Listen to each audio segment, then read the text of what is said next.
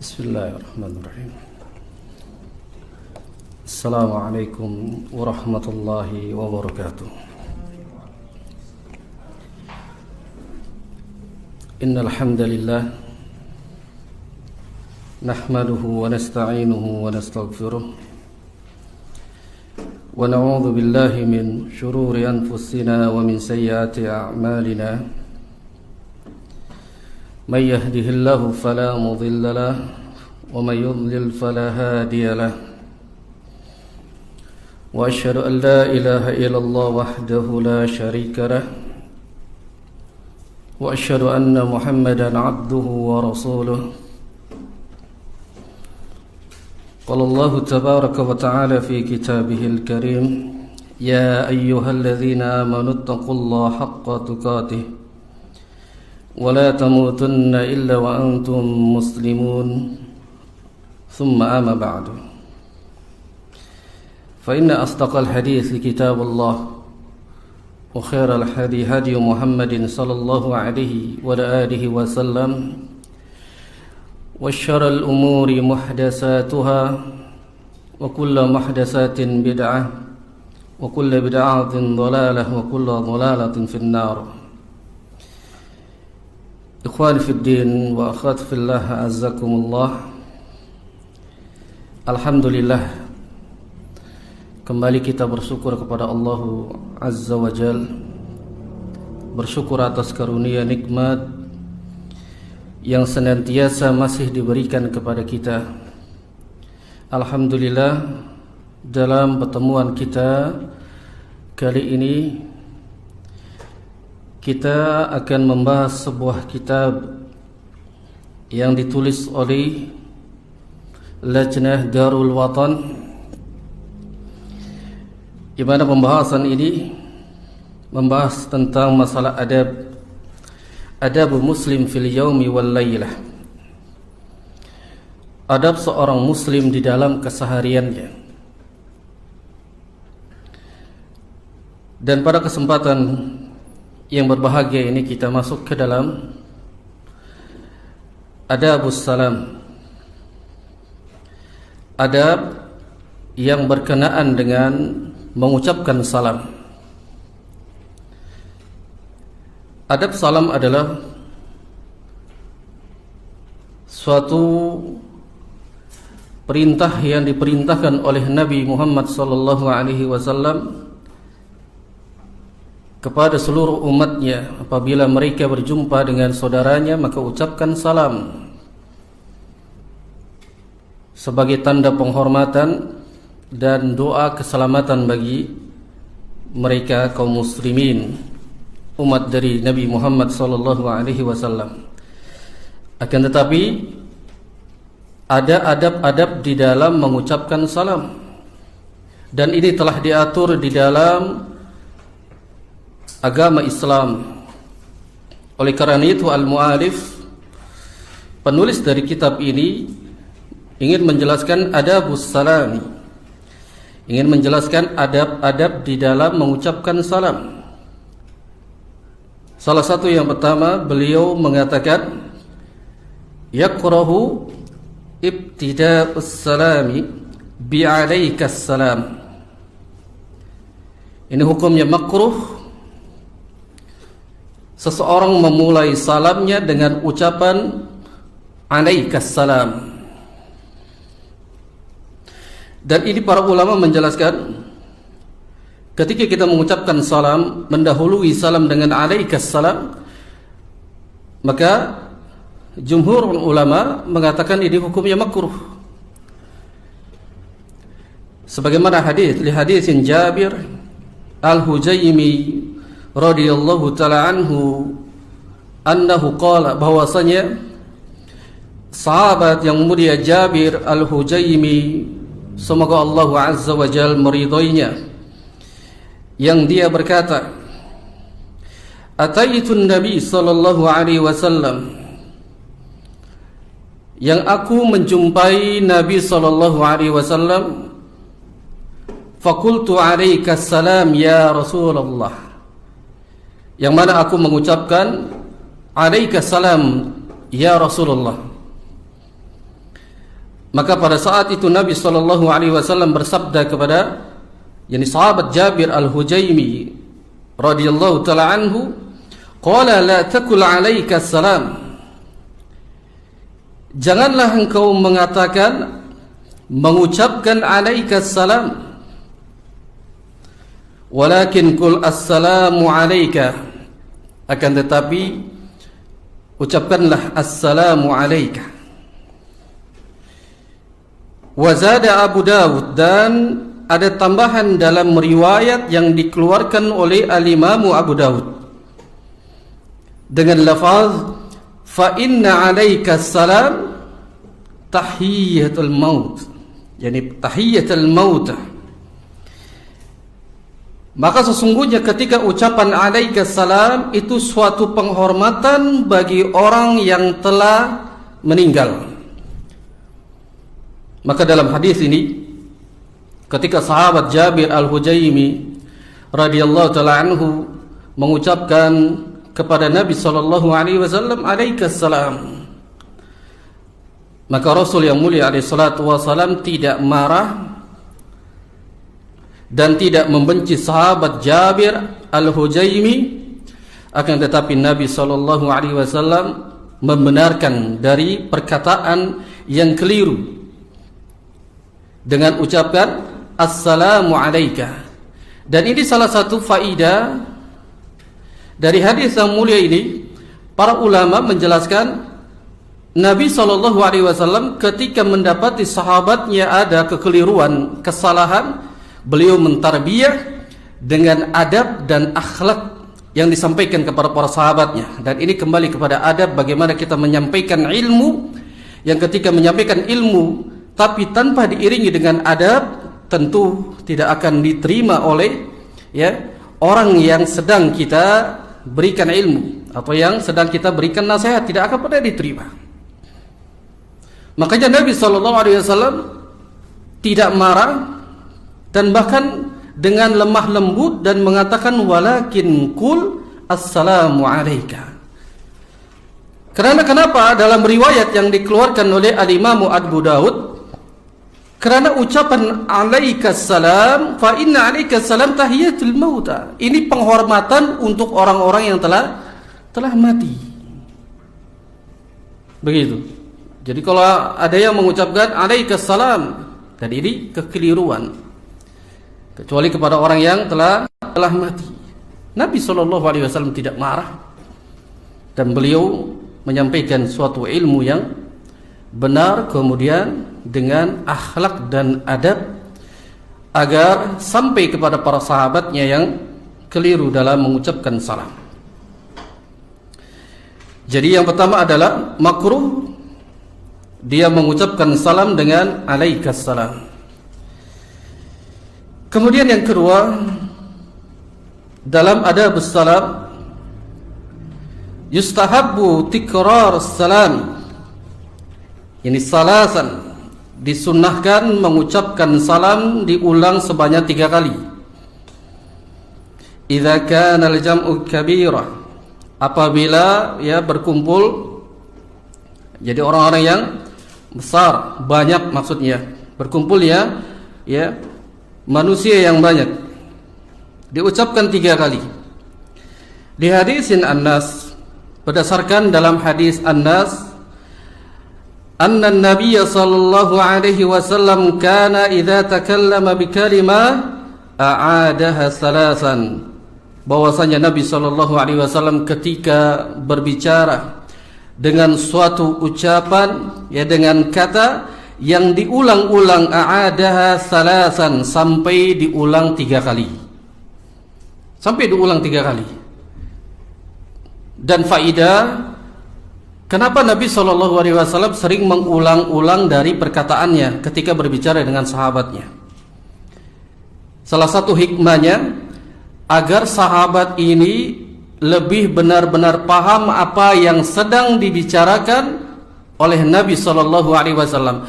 Karena Rasul ketika berbicara itu melainkan bukan dengan hawa nafsunya, melainkan illa wahyu yuha. Karena bicaranya Nabi SAW ini adalah wahyu yang diwahyukan oleh Allah Tabaraka wa Ta'ala. Jadi diulang-ulang agar para sahabat ini paham benar-benar, mengetahui dan mengerti apa yang diucapkan Nabi. Jadi ini salah satu hikmahnya. Terkadang kan ketika kita berbicara, ada saja yang dia tidak fokus mendengarkan, karena sahabat banyak. Ada saja yang dia dia memikirkan sesuatu yang lain, atau dia sibuk dengan kesibukan yang lain. Padahal di situ Nabi SAW sedang menyampaikan risalahnya, sedang menyampaikan wahyu yang turun kepada Nabi SAW. Wa idza ata ala qaumin, dan apabila Nabi SAW mendatangi suatu kaum, fasallama alaihim salasan, dan Nabi SAW mengucapkan salam kepada mereka, dengan mengucapkan salam kepada mereka sebanyak tiga kali. Apa hikmahnya tadi? Sebagaimana hikmahnya sama dengan hikmah yang pertama. Karena banyaknya manusia, banyaknya sahabat, ketika kita mengucapkan hanya satu kali Assalamualaikum, yang di kejauhan dia belum mendengar. Jadi diucapkan lagi Assalamualaikum, diucapkan lagi sebanyak 3 kali. Ini sunnah Nabi SAW. Ini hikmahnya agar yang lain dia fokus mendengarkan, sampai diulang. Yang kemudian ketika mengucapkan salam, agar yang kita mendengarnya wajib untuk membalas salam. Ini salah satu kewajiban bagi yang mendengarnya. Kita harus memahami, ketika kita mendatangi satu kaum, banyaknya teman-teman, banyaknya sahabat, maka sampaikan salam kepada mereka sebanyak 3 kali. Dan ini sunnah yang disunahkan Nabi SAW. Dan hadis ini dikeluarkan oleh Al-Imam Bukhari. Ini adab salam yang kedua. Wa amma salis, adapun adab yang ketiga, minas sunnati an yusallima ar-rakib 'alal mashi,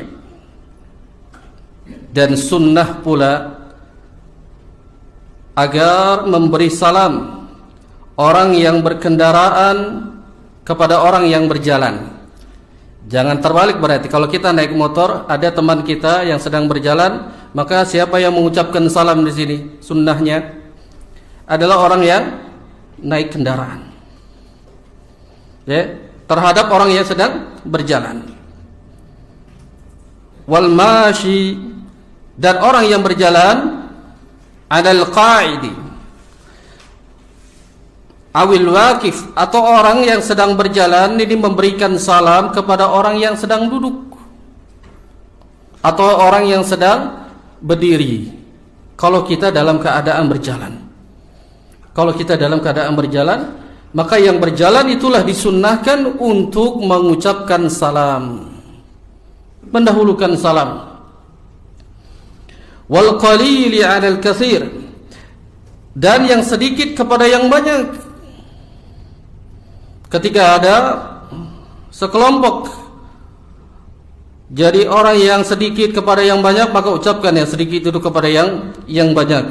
Was-saghiri 'alal kabir, dan yang kecil kepada yang besar. Jadi dilihat mana yang lebih kecil dan mana yang lebih tua. Maka adabnya di dalam memberikan salam, yang muda dia dahulukan salamnya kepada yang tua. Dia dahulukan. Semua ini yang ditulis oleh al-mu'alif berdasarkan di hadis Nabi Hurairah radhiyallahu taala anhu, sebagaimana hadis yang dikeluarkan oleh al-Imam Bukhari dan al-Imam Muslim, yang mana dari jalan sahabat Abu Hurairah radhiyallahu taala anhu, dia berkata, yang Nabi SAW bersabda, liyusallim as-saghiru 'alal kabir, maka hendaklah orang yang muda, yang kecil, dia mengucapkan salam kepada yang besar. Maka ini adabnya, yang muda dahulukan kepada yang besar. Jadi banyak yang kekeliruan mengenai tentang hadis ini. Jadi ketika dia liyusallimu saghiru 'alal kabir, maka ucapkan salam bagi yang muda, yang kecil kepada yang besar. Ini orang-orang yang besar, orang-orang yang dewasa, yang tua, gengsi tidak mau memberikan salam kepada yang muda berdasarkan hadis ini. Makanya banyak perpecahan di rumah tangga, perpecahan di keluarga karena mereka salah memahami tentang masalah hadis ini. Ya memang hadis ini adalah adabnya, yang kecil dia mendahulukan kepada yang besar. Tapi terkadang ketika yang dewasa, yang besar, ketika berjumpa dia tidak mau mengucapkan salam, sampai dia dulu yang mengucapkan salam. Berarti ini apa? Kibr, ujub, sombong dia. Padahal adab salam, siapa yang ketika dia berjumpa ucapkan salam, ibtada'us salam, sunnah bagi orang yang mengucapkan terlebih dahulu salamnya, lalu yang mendengar wajib untuk menjawab salamnya. Tapi di sini ada adabnya. Ketika yang muda melihat kepada yang dewasa dulu, yang tua dulu, maka segerakan ucapkan salam. Jangan sampai mendahului yang tua, ucapkan salam. Beda dengan kasusnya kalau kita yang muda tidak melihat yang tua, yang tua melihat yang muda, maka tidak ada aib ketika dia mengucapkan salam kepada yang muda. Dan ini kembalinya nanti kepada adab, yang dia mendahulukan salam bagian daripada sunnah. Berarti dia sedang menegakkan sunnah Nabi sallallahu alaihi wasallam. Lalu Rasul sallallahu alaihi wasallam sabdakan, wal marru 'alal qa'id, orang yang berjalan maka hendaknya dia mengucapkan salam pula kepada orang yang dalam keadaan duduk. Wal qalil 'alal katsir, dan yang sedikit kepada yang banyak. Wa fi riwayatin li Muslim, dalam riwayat al-Imam Muslim ada lafaz warrakibu 'alal mashi, orang yang berkendara kepada orang yang berjalan. Jadi pernyataan dari al-mu'arif Darul Watan ini, minas sunnah an yusallima ar-rakibu 'alal mashi wal mashi 'alal qa'id wal qalil 'alal katsir was saghir 'alal kabir. Ini adalah suatu adab yang sebagaimana Nabi SAW ajarkan kepada sahabatnya.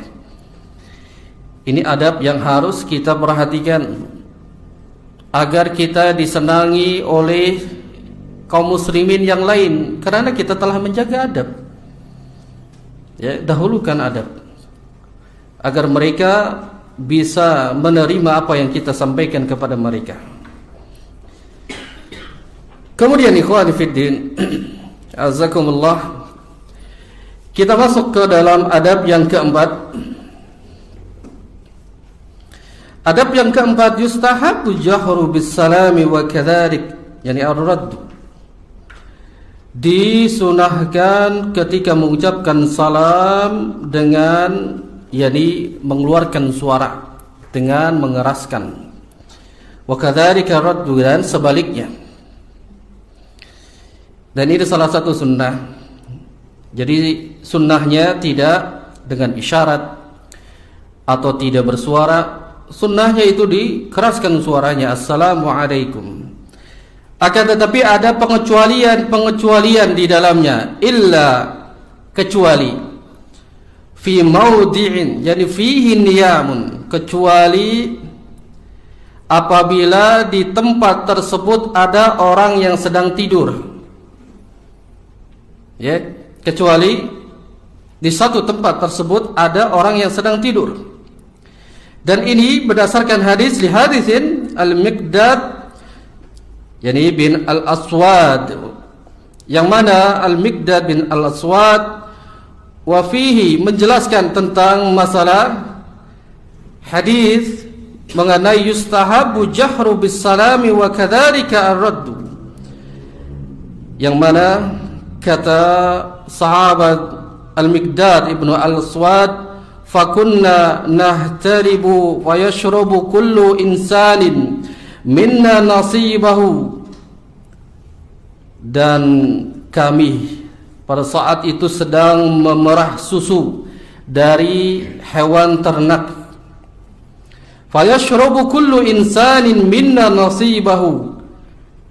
Dan manusia pada saat itu mereka meminum, ya, setiap manusia itu meminum dari mendapatkan bagian apa yang kami perah susu itu, ya, susu tersebut.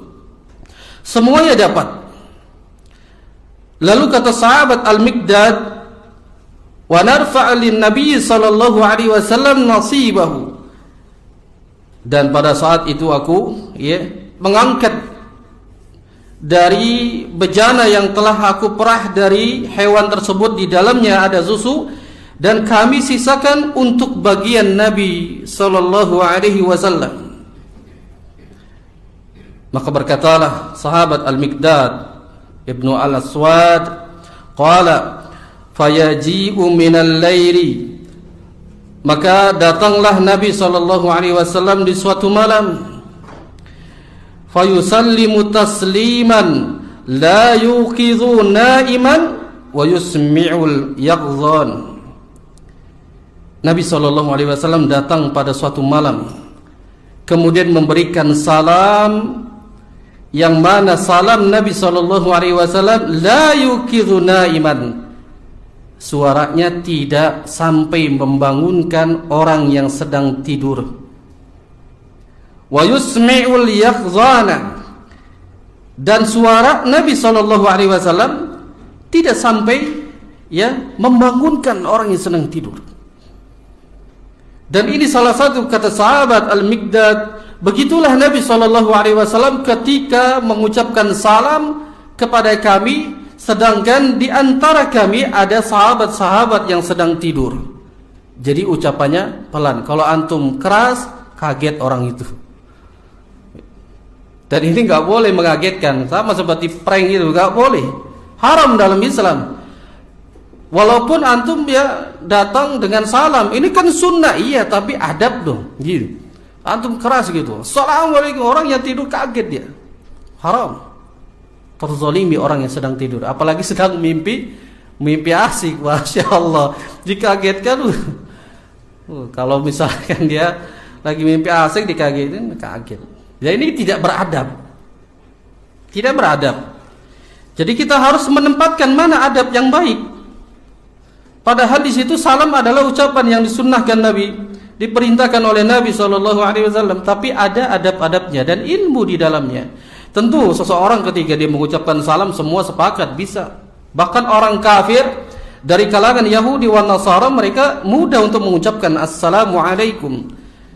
Tetapi ketika mereka mengucapkan salam tidak dibarengi dengan adab dan ilmu, maka akan hancur ucapan salam tersebut dan akan melukai, ya, bagi saudara kita, dan dia terzolimi kalau kita tidak dengan adab. Maka seperti itulah disunnahkan agar kita mengucapkan salam yang keras, ya, tapi melihat keadaan saat itu, adakah orang yang sedang tidur, adakah orang yang sedang, ya, istirahat. Maka perhatikan adab-adabnya di dalam mengucapkan salam. Dan hadis ini dikeluarkan oleh Al-Imam Muslim. Kemudian ikhwan fillah wa akhwat fillah azakumullah, kita masuk ke adab yang kelima. Yusannu salamu hina ad-dukhuli ila al-majlis wa hina al-khuruj minhu. Disunahkan mengucapkan salam ketika dia masuk ke dalam majlis, dan ini sunnah. Ketika ada orang-orang yang bermajlis bukan hanya duduk yang menimba ilmu. Bermajlis itu orang-orang yang sedang duduk, entah dia membahas tentang masalah sosial dunia, rapat, atau dibilang seperti itu, berkumpulnya orang-orang yang sedang membahas selain daripada ilmu. Maka sunnahnya ketika dia masuk, maka ucapkan salam. Wahinal khuruj minhu, dan ketika dia keluar pun dia mengucapkan salam. Dan ini salah satu adab agar kita memperhatikan adab ketika orang sedang duduk bermajlis, baik itu yang sedang menimba ilmu, sedang rapat, maka saat itu kita masuk ucapkan salam. Di hadisin, berdasarkan hadis yang mana hadis ini dikeluarkan oleh Al-Imam Abu Daud dan disahihkan oleh Syekh Al-Albani rahimahullahu taala, yang mana Rasul sallallahu alaihi wasallam bersabda, "Idza intaha ahadukum ila al-majlisi falyusallim." Apabila telah selesai di antara kalian bermajlis, maka ucapkanlah salam. Jadi apabila dia hendak keluar dari majlisnya, maka ucapkan salam. Fa idza arada an yakuma falyusallim. Maka apabila dia menginginkan ada satu kaum, maka ucapkan pula salam. Akan tetapi falaisat, yani al-ula bi ahaqqi minas saniyah, maka tidaklah yang pertama itu lebih berhak untuk mengucapkan salam daripada yang kedua. Maksudnya kalau sudah bubar, yang pertama itu lebih berhak untuk mengucapkan salam. Bisa bubar, dia keluar satu orang, tapi bubar semua. Yang satu ini dia berhak untuk mengucapkan salam, yang lainnya sudah selesai. Tidak satu orang keluar salam, tidak satu orang keluar salam, tidak. Tapi yang satu yang berhak, ya falaisatil ula bi haqqi, dia lebih berhak minas saniyah daripada yang kedua. Jadi masuk ke dalam majlis, keluarnya pun dia harus mengucapkan salam, dan ini masuk ke dalam yusannus salamu hina ad-dukhuli ila al-majlisi wa hina al-khuruj minhu. Sunnah di dalam mengucapkan salam ketika masuk dan keluar di dalam bermajlis. Jamaah yang dirahmati Allah Subhanahu wa taala, adapun kepada poin yang keenam, adabus salam, yustahabus salamu 'inda dukhulil bait walau kana khalian. Disunahkan mengucapkan salam ketika masuk ke dalam rumah, walau kana khalian, walaupun rumah itu kosong, tidak berpenghuni. Jadi jangan masuk-masuk aja kalau rumah kosong. Harus kita disunahkan untuk mengucapkan salam. Dan ini langsung Allah tabaraka wa taala firmankan dalam surat An-Nur pada ayat ke-61, "Fa idza dakhaltum buyutan fasallimu ala anfusikum." Maka apabila kalian masuk ke rumah-rumah mereka, jadi diucapkan fasallimu, ucapkan salam, memberi salam ala anfusikum, kepada penghuninya, baik ya, yang berarti memberikan salam kepada dirimu sendiri. Jadi ucapkan salam kepada penghuni yang ada di dalam rumah. Kalau seandainya dia rumah yang tidak berpenghuni, biasa kita kalau menyewa rumah atau melihat rumah yang sedang kosong lalu kita masuk, maka dahulukan salam. Dahulukan salam. Ini berdasarkan perkataannya sahabat Ibnu Umar radhiyallahu taala anhuma, "Idza dakhala ar-rajulu al-bait, yani ghairul maskun, falyakul assalamu alaina wa ala ibadillahis salihin." Yang mana kata sahabat Ibnu Umar radhiyallahu taala anhu, apabila seseorang masuk ke dalam rumah yang mana rumah tersebut tidak dihuni oleh manusia, tidak ada orang di dalamnya, falyakul, maka katakanlah assalamu alaina wa ala ibadillahis salihin. Ucapkan salam, assalamu alaina, keselamatan atas kami, wa ala ibadillahis salihin, dan atas hamba-hamba Allah yang saleh. Lalu dijelaskan hadis ini oleh banyak para ulama, yang mana Syekh Khalid Al-Juhani rahimahullahu ta'ala mengatakan dalam kitab Al-Adabu Islamiyah, yang mana beliau menjelaskan ketika adab seseorang ketika masuk ke dalam rumah sedangkan rumahnya itu rumah kosong. Kenapa mengucapkan dengan assalamu alaina wa ala ibadillahi salihin, keselamatan atas kami dan atas hamba-hamba yang saleh? Karena rumah yang kosong itu ada penghuni selain dari manusia. Merekalah saudara-saudara kita dari bangsa kalangan jin. Ucapkan salam. Makanya assalamu alaina, keselamatan atas kami, agar kita selamat ketika masuk ke dalam rumah yang kosong. Dan selamat pula hamba-hamba Allah yang saleh. Kenapa? Siapa yang disebut dengan hamba-hamba yang saleh ini? Yang dimasukkan dalam perkataan sahabat Ibnu Umar ini. Merekalah para jin yang mereka memeluk agama Islam dan mereka taat kepada Allah dan pula taat kepada Nabi Muhammad sallallahu alaihi wasallam. Karena mereka dibebankan syariat sebagaimana manusia. Ya, wa ma khalaqtul jinna wal insa illa liya'budun. Dan ini sebagai dalil bahwasanya mereka pun jika dia taat kepada Allah, taat kepada Nabi, mereka termasuk bagian daripada hamba yang saleh.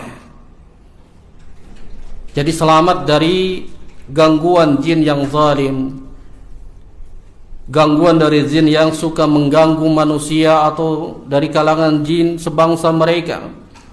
Makanya kalau antum mau mengadakan uji nyali, baca ini aja, menang antum. Assalamu alaina, semoga Allah menyelamatkan kita, ya. Wa ala ibadillahi salihin. Jadi yang hadir itu hanya hamba-hamba yang saleh dari kalangan jin. Begitu. Makanya kalau orang yang berbuat dosa dan maksiat itu di lingkungan perkuburan, kenapa mereka enggak diganggu? Kenapa? Karena mereka sebangsanya sedang berbuat maksiat, ya sudah, orang sudah bermaksiat enggak diganggu.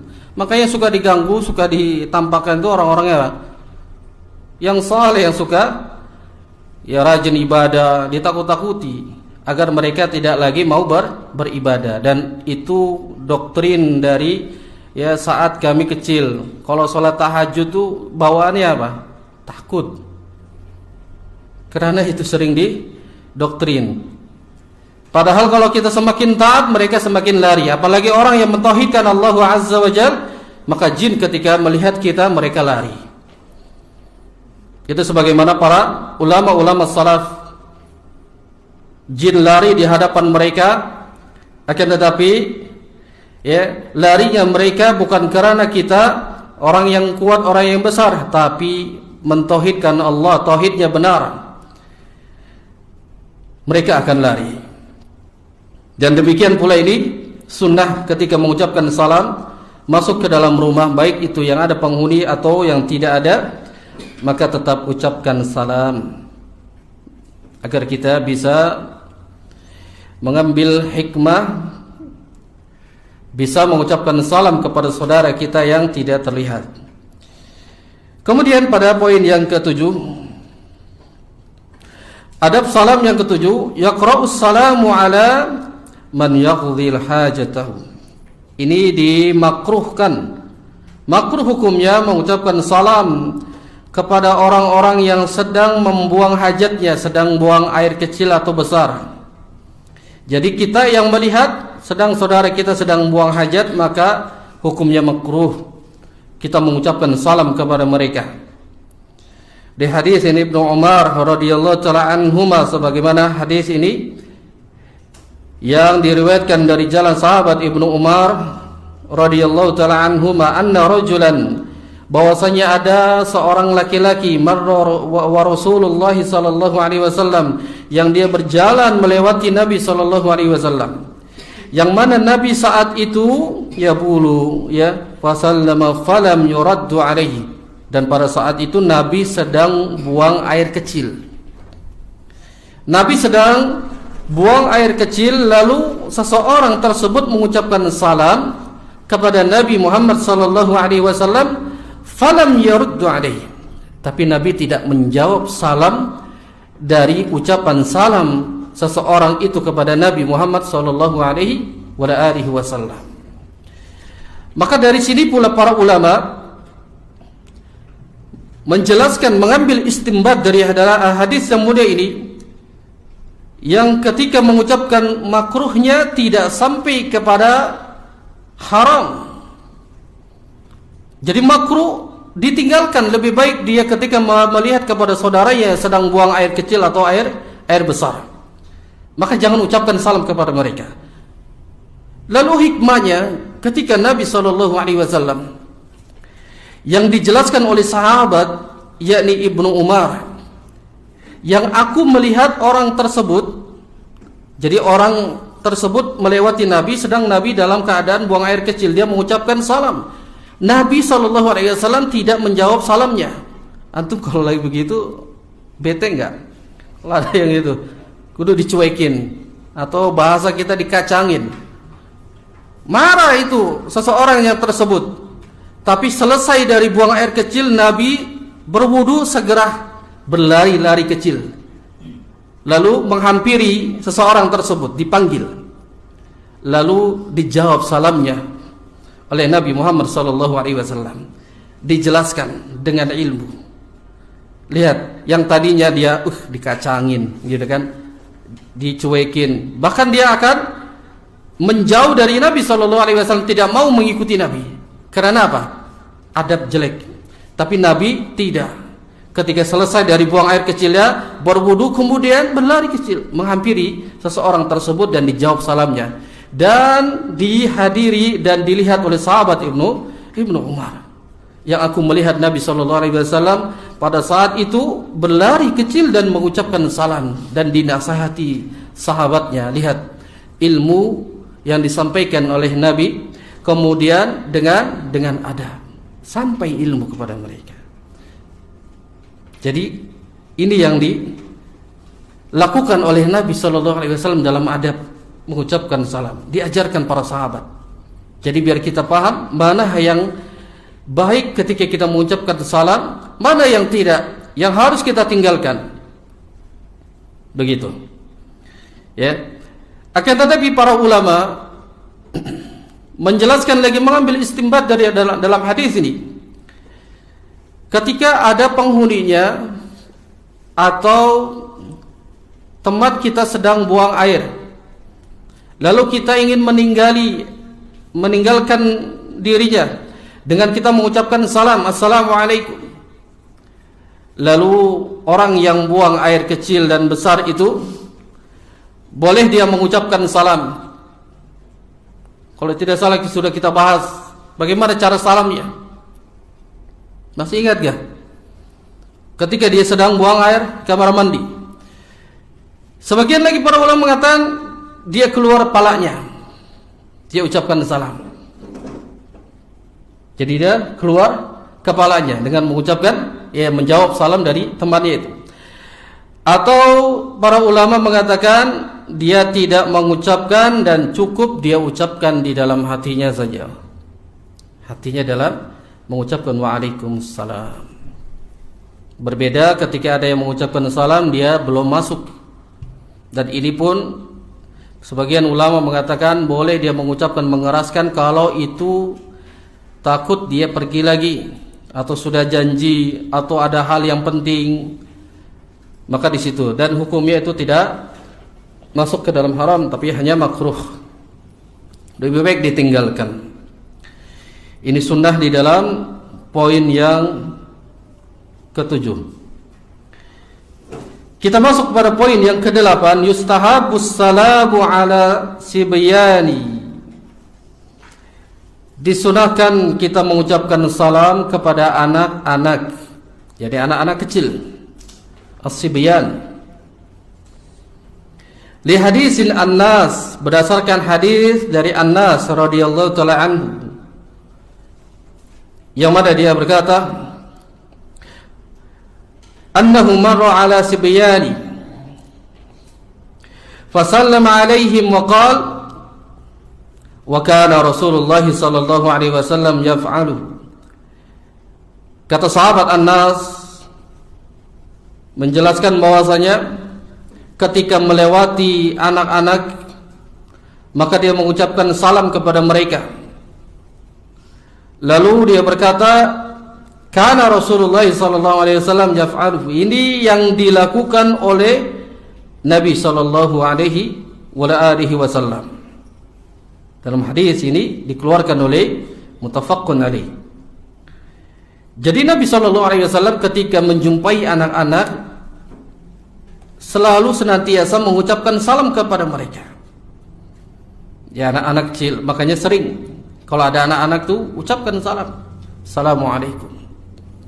Lalu ya, doakan mereka dengan barakallahu fiik. Dan ini yang sering dilakukan oleh ulama-ulama ketika dia mendapati anak kecil, dia ucapkan salam, kemudian mendoakan mereka dengan keberkahan. Dan ini kebiasaannya Nabi sallallahu alaihi wasallam. Ketika dia menjumpai anak-anak, maka ucapkan salam kepada mereka dan jangan melakukan sesuatu kepada anak-anak yang tidak diajarkan oleh Rasul sallallahu alaihi wasallam. Yang dimaksudkan adalah ketika menjumpai anak, kita selalu menjanjikan dengan kebohongan, mengajarkan hal-hal yang diharamkan dalam syariat, maka ini harus diperhatikan.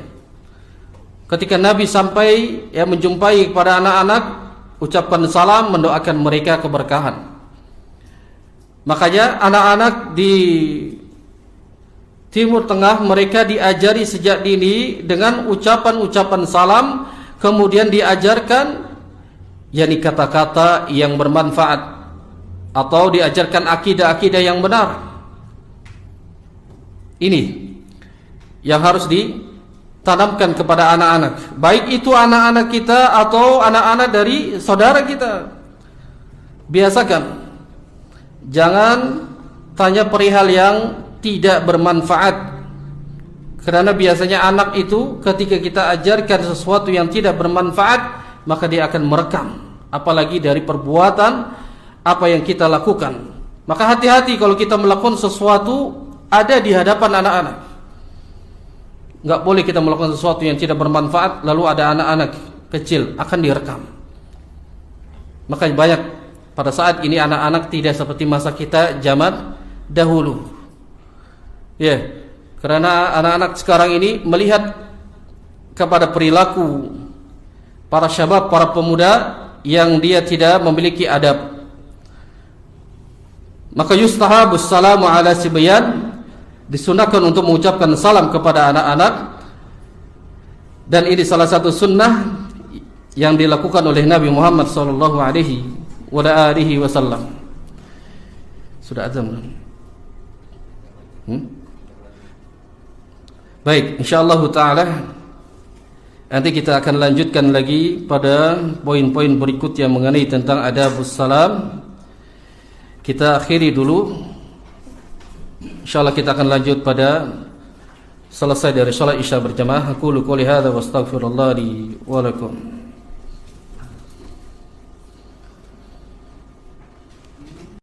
Alhamdulillah.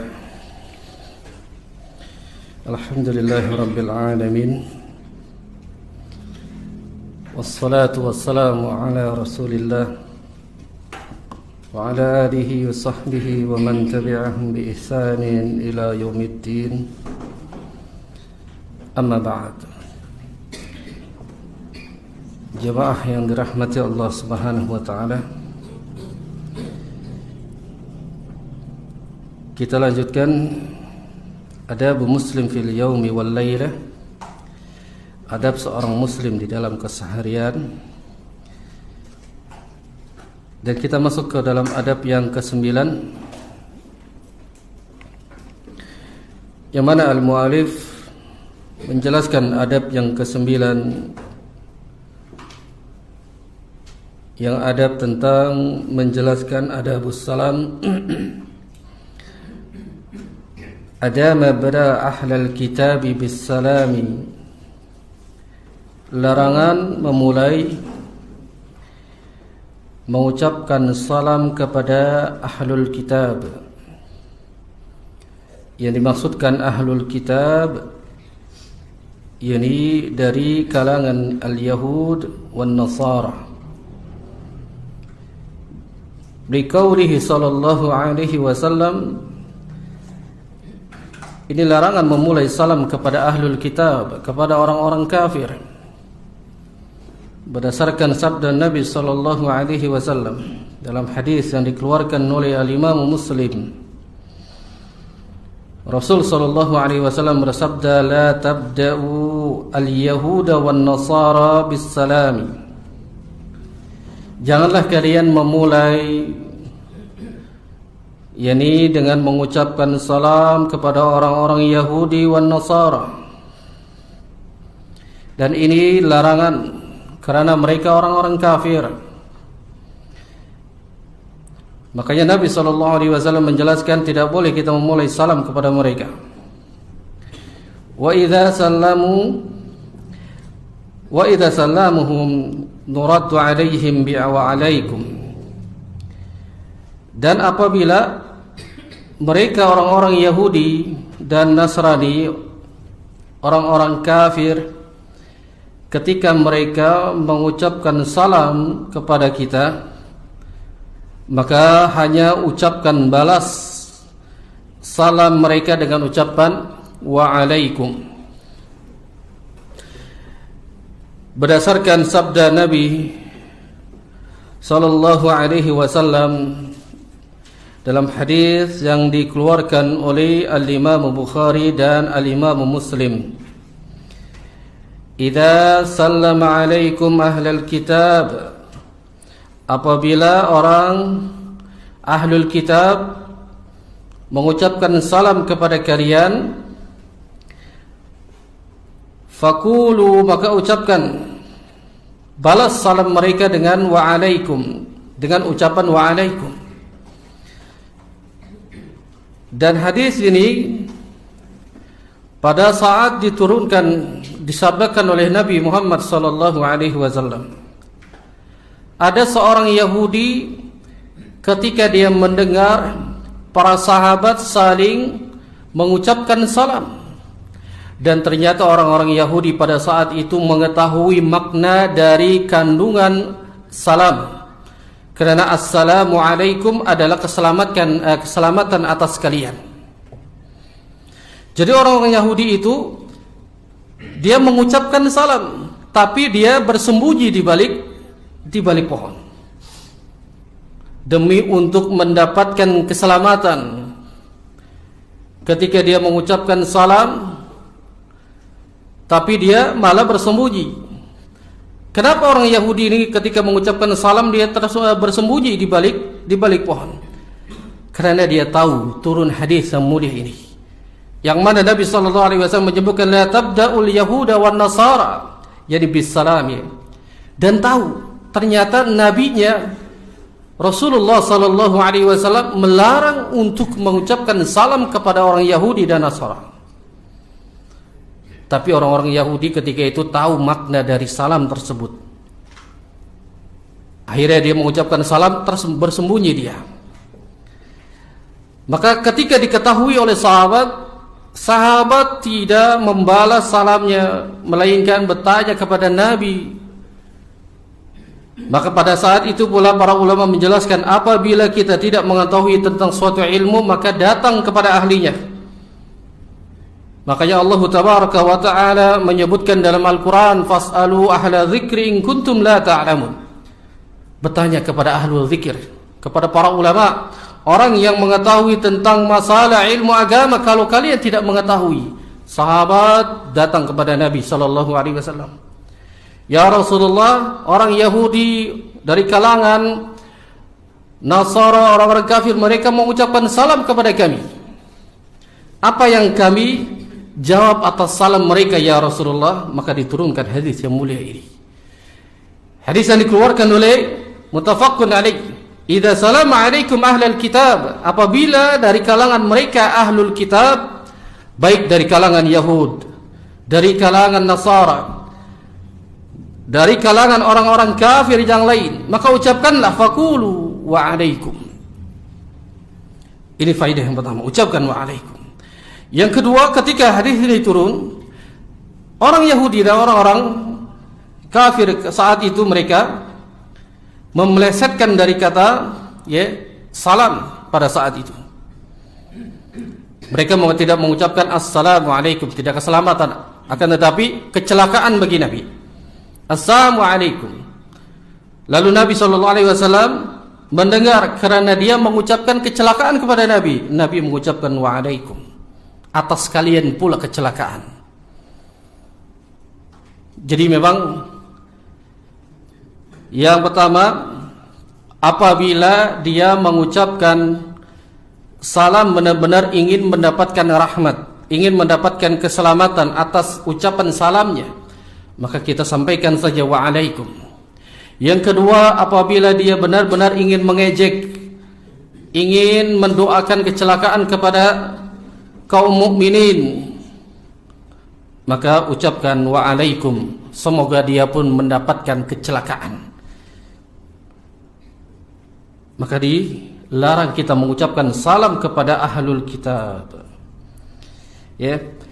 Harus kita dengan adab, jangan semata-mata dia adalah bos kita atau dari partner kerja.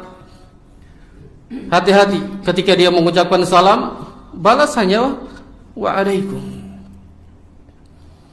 agar tidak dapat mereka keselamatan apa yang telah diucapkan dari salam mereka kepada kita.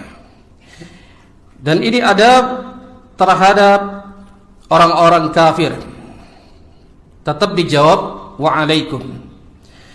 Adapun adab yang ke-10,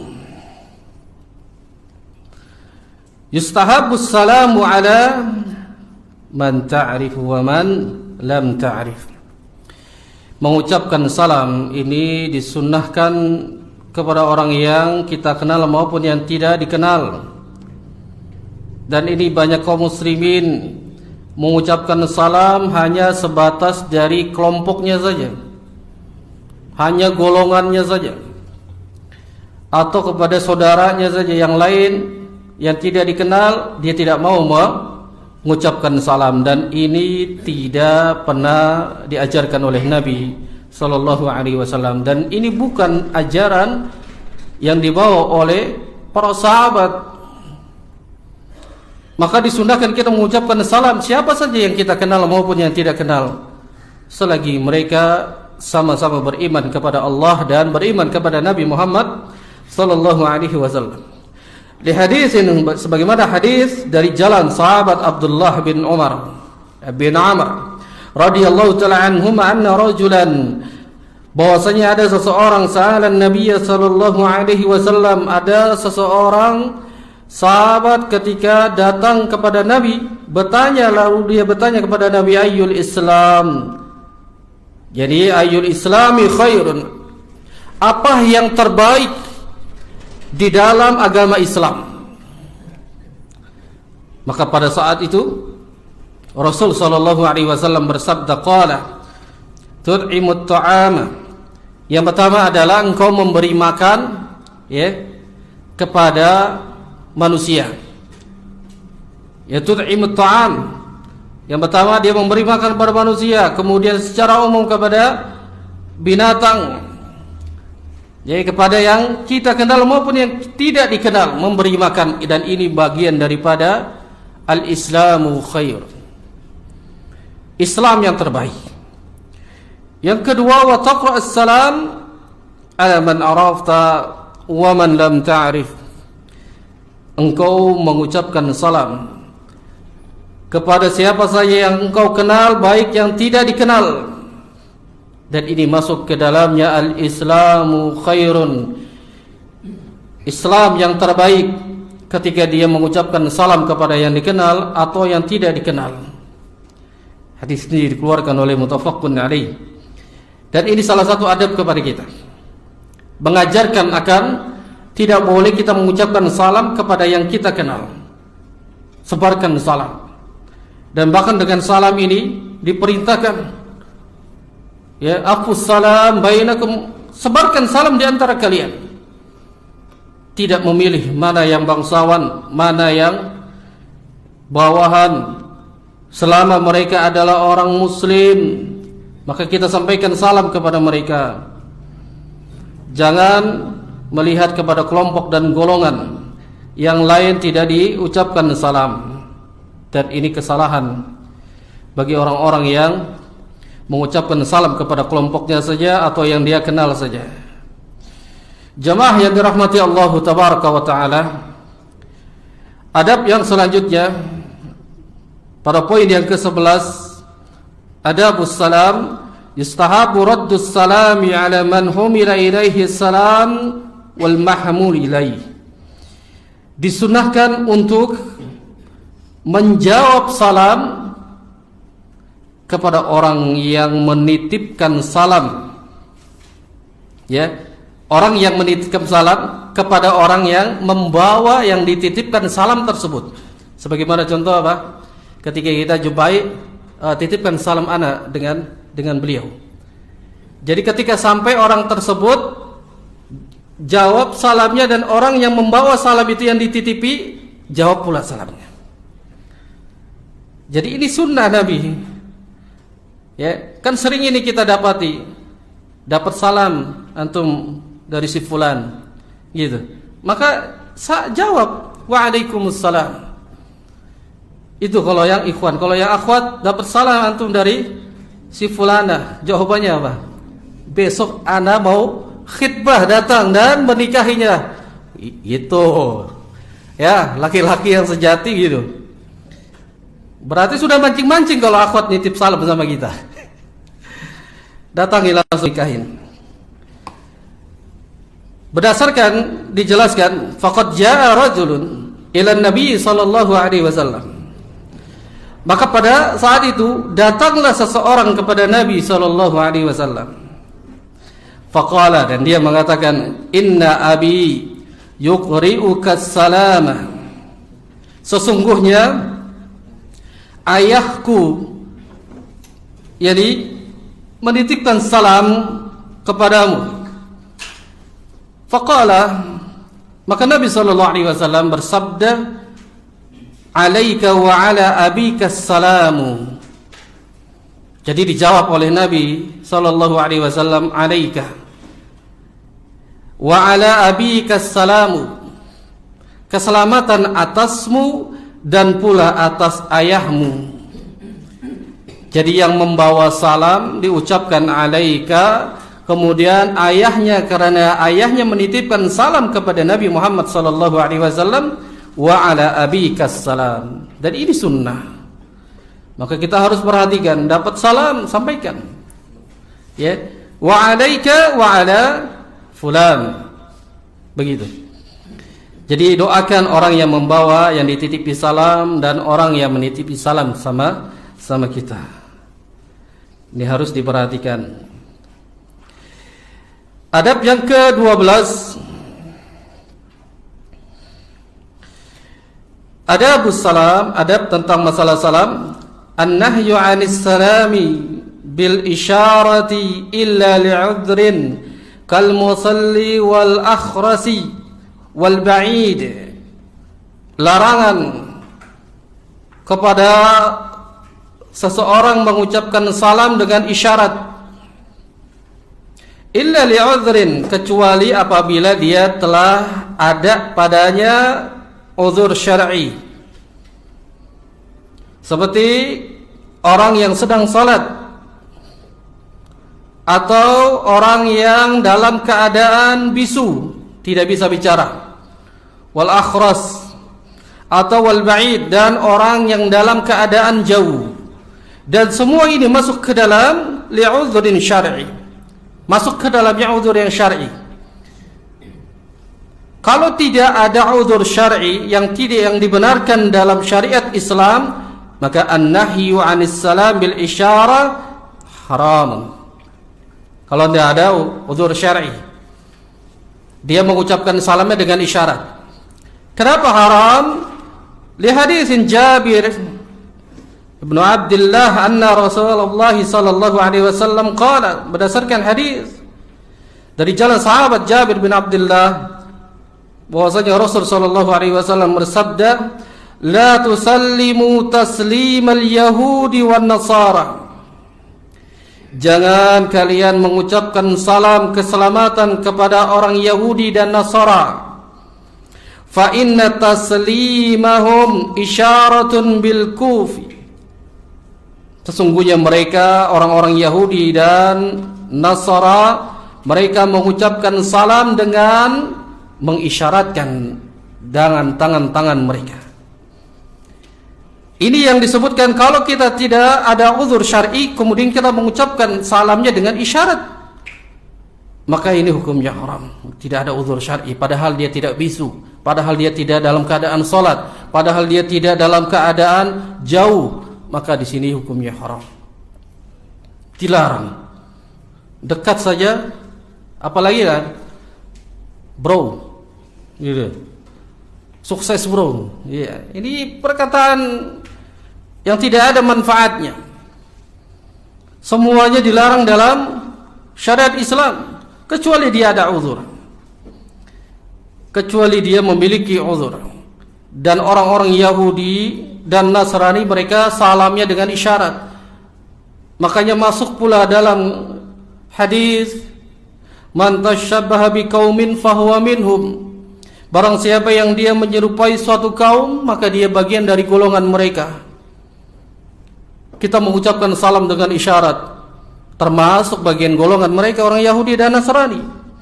Orang Yahudi dia dimurkai Allah, orang Nasrani disesatkan dari jalan yang lurus. Kalau kita menyerupai mereka, maka la tusallimu taslimal yahud wan nasara. Jangan kalian mengucapkan salam kepada mereka, orang-orang Yahudi dan Nasara. Karena salah satu alasan fa inna taslimahum isyaratan bil kuf. Mereka ini salamnya dengan isyarat dengan tangan mereka, kecuali dalam keadaan jauh. Biasanya kalau jauh, dari jauh dilambai, gitu ya. Atau mengucapkan assalamualaikum gitu. Tapi tidak kedengar dengan isyarat. Dan ini ada uzur syar'i.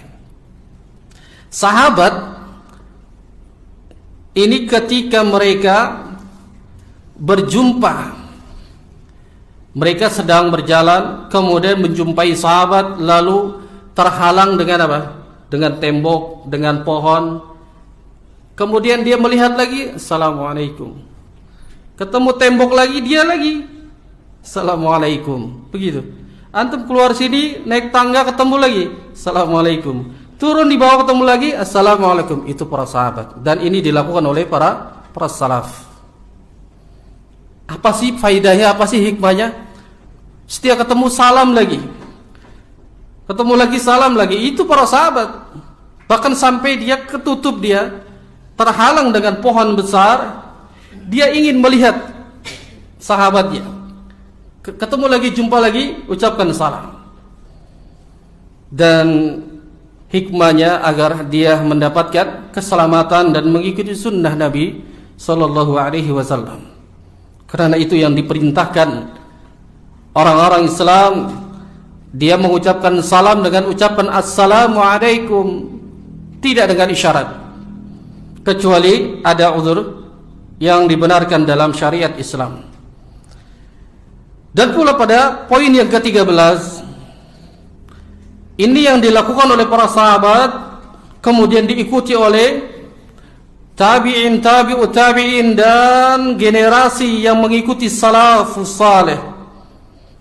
Istahabur rajulu an yusafaha akhahu, yang mereka disunahkan mengucapkan salam, berjabat tangan kepada saudaranya.